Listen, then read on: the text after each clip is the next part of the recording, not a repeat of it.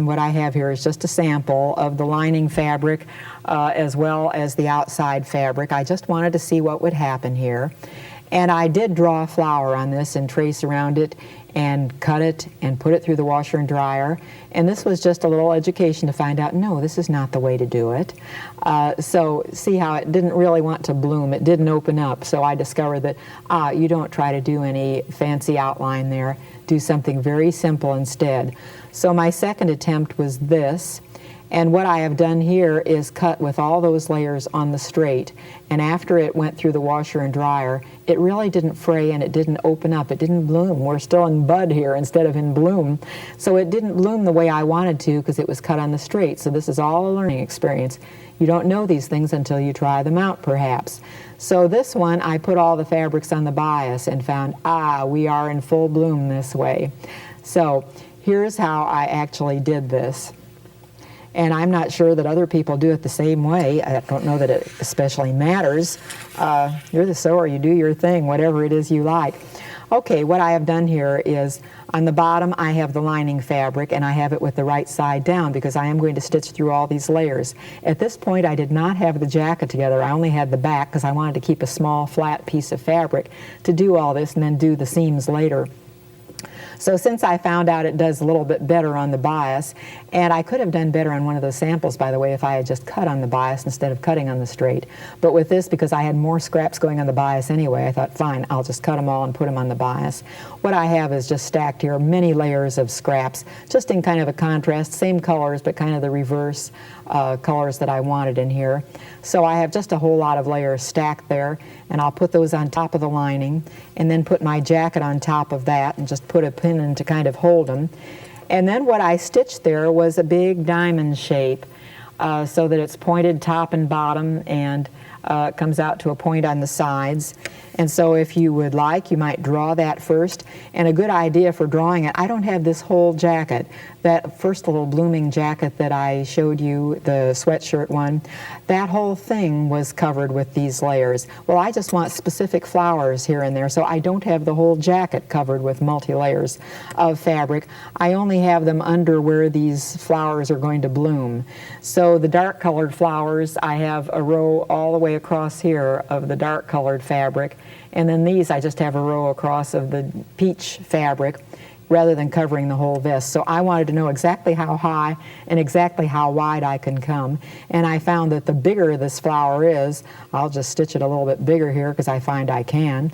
The bigger that diamond is, the more that flower is probably going to bloom when you cut into it. So once you have that all drawn, then it's just going to be straight stitch. And I'll just turn this off and on in order to get back to straight stitch since I have a different cassette in it. And I'm going to stitch through all this. Now, this is just plain old simple stitching around the perimeter of this shape, whatever the shape is. And there's nothing sacred about this shape, this diamond. It could be anything. I'll turn the jacket over in a minute and show you that I have a stop here.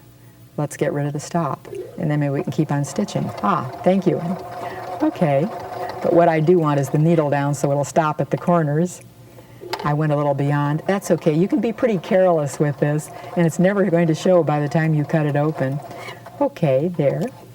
And we'll finish this up, and then let's cut. Now, and I'll back stitch here just so it won't fall apart in the multi-washing and drying processes. Okay, cut off those threads, and then I'm going to cut this flower open. And sometimes I found it's a little easier to just take a ripper and start maybe in the middle, and you can feel with your finger underneath, you can feel how deep you're getting. So you want to do some ripping, and you want to probably not rip the whole thing at once, or if you're going to use a little ripper like this, I didn't. I did it a little more cautiously. And so I just used this to get started because it was an easier way, and I've gone down enough layers, it's hard to cut. So here I'll just do it with the little scissors, help it along slightly, and I haven't gone all the way down, I don't think. As I do this side, maybe I'll get down a little deeper, a few more layers. I just want to make sure that I don't come through that very back layer. And I don't see my peach yet, so I'm not quite down to the back layer, to the lining layer. I am seeing dark colors still. So okay, I'll just cut it this way, and I'm helping those points so it can go through those multi-layers of fabric. And I see I am down to the peach almost there. But anyway, this is how you just go ahead and cut. And once this is all cut, and once you do all, and you'd mass produce this, of course, and I'll cut some of these a little bit more where I didn't get down maybe to the bottom layer. But by the time you have these all stitched first, do all the stitching first, do all the cutting, put it in the washer and dryer and see what happens. And I've only washed this jacket once, but the more it's washed, the fluffier it'll get. I found as I did the front of this jacket with the little flower here, that this was stitched in an octagon. I still have it here uncut. I only cut one through the center. And I found that after I had that done and cut, what I actually did for cutting this is go out to each of these points. So I have a whole lot more. And this really bloomed well because I have so many places for it to open. So this is really in bloom. So you might want to do some sort of a larger thing if you want big. Go sunflowers and do big ones there. So anyway, this is how the back of it was done, and just sort of a fun thing.